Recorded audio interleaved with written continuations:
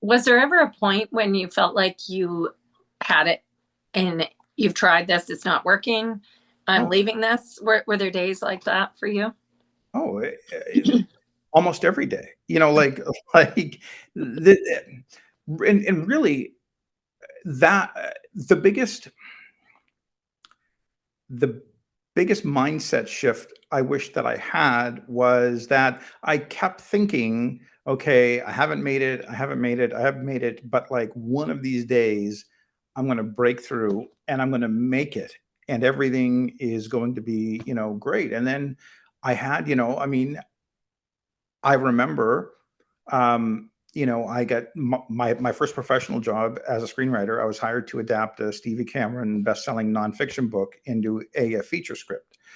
Uh, but I mean that went into development and never got made. So like I never had the feeling of like, oh, I made it. Although I mean I still remember that day was amazing. Like when I signed my first professional contract, like I felt like now I am a professional screenwriter, but you're still waiting for that feeling of like, when do I have that kind of breakthrough feeling? And then shortly after that, I was hired to write for a CTV comedy, and now I was a network television writer. And I'm like, I keep waiting for that feeling of I've made it, and it's easy street, and everything's just going to be coasting here. But I kept looking for that sort of that, when do I just step through the light, and everything is just a breeze. But what I discovered is that you're actually always just grinding for that next gig. Like they're really that thing of you know that, hey, I've made it, I have no more worries, just like never, it doesn't really exist. When you have a job, you do it, and it's great, and it's amazing, and it's like the most fulfilling, rewarding work that you could do. But eventually it's going to come to an end. The show is going to get canceled. They're not going to bring you back for season two, or you know the movie's done, and then you're back to square one, looking for that next job and that next gig. So there were all kinds of days where I just felt like, I don't know, like I don't know if like yeah, like what's going to happen, or should I stay with this? I mean, that kind of doubt stays with you quite a bit. Hmm. So it sounds to me like the world of entrepreneurs, the world of artists, the world of actors, that Yes. it's, even if you do great work, then you've got to outdo yourself each time. That's what I'm sort of imagining. Yeah, well, I mean, later on, I mean, I had these jobs that I was really proud of. I wrote an episode of animated television for an APTN series. I had my own half-hour series in development with the CTV. I had uh, a bunch of things, but you what I realized, and eventually, so I did this for about 10 to 12 years, and then about 12 years in, it was a certain age thing. I was now in my early to mid 40s, and really craving a little bit more stability, and I always remember we were walking.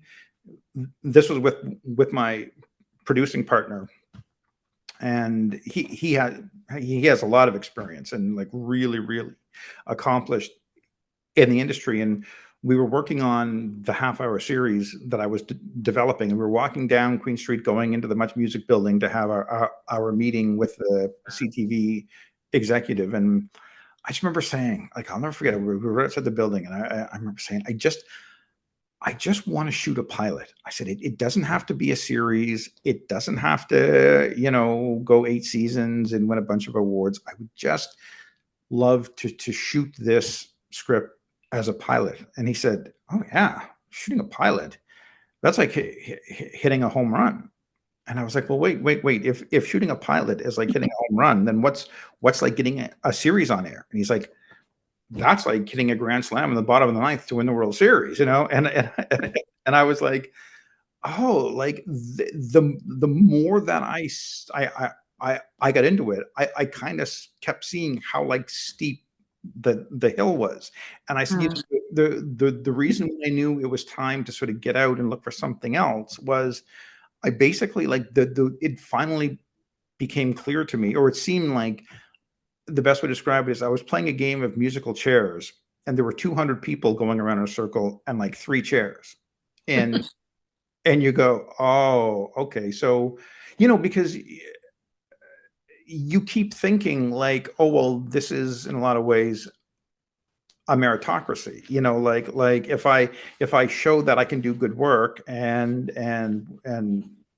whatever, then you know, success has to happen. And it's funny because I had a conversation with a friend of mine recently, and he was in a similar, not creatively, but you know, in a different field where he had certain aspirations, and we were sort of comparing notes. And he said, look, he said, you know, the thing about it is you proved that you were good enough to get a lottery ticket. And he said, you know, after that, it's up to the fates and stuff like that. It's like, you know, whether you're one of those 200 people to get a seat or not is not is oftentimes just you know, it could be luck or fate or a break or whatever. But I mean, at a certain point, I just felt like, okay, I need something a little bit more stable, and that I was ready to get out of that game of musical chairs. And so when you look back on the game of musical chairs, Mm-hmm. I can see the excitement and the memories and the moments Yeah. they come up. And I'm just wondering, would you do it all again?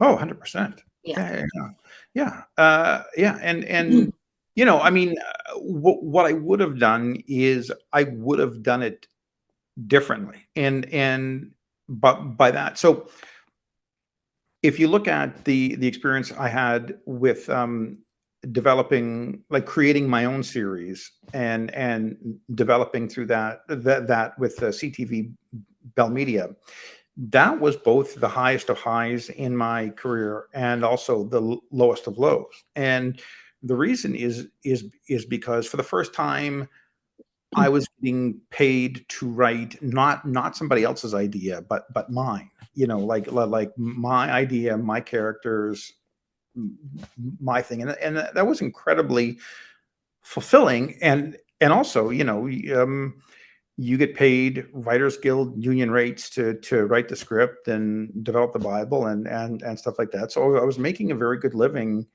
uh doing that, and that was both, you know, like that was just the most satisfying, the most fulfilling, you know, the most exciting experience. And then we went through one round of development, and it was time for them to decide if they wanted to put it into the second round of development.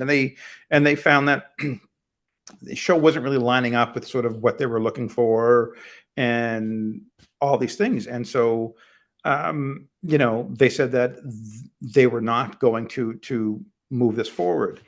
And when that happened, that's when the lowest of lows came, right? Because that was the double punch of not only is this, you know, creative baby not going to get to grow in front of me the way that I'd hope, but also I just got fired from my job, right? So, you know, that was, and that's the thing. And and so because I had all of my eggs in that one basket, it it it it made it that when the fall came, it was both a sort of creative punch as well as a financial one. Whereas, what I really should have done looking back was having that financial stability elsewhere, some other way, using my writing, journalism,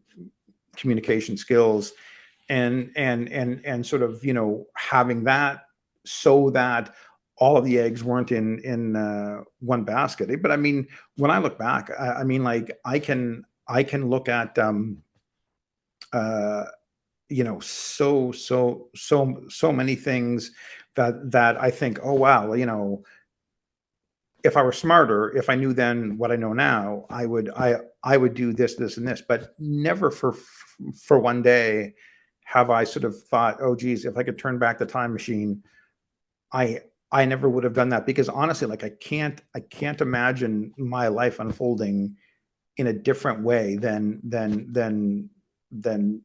dropping everything and going after being a writer. I would do it still 1,000 times out of 1,000. Oh, I would just do it smarter. yeah. Wouldn't we all do everything smarter if we could see?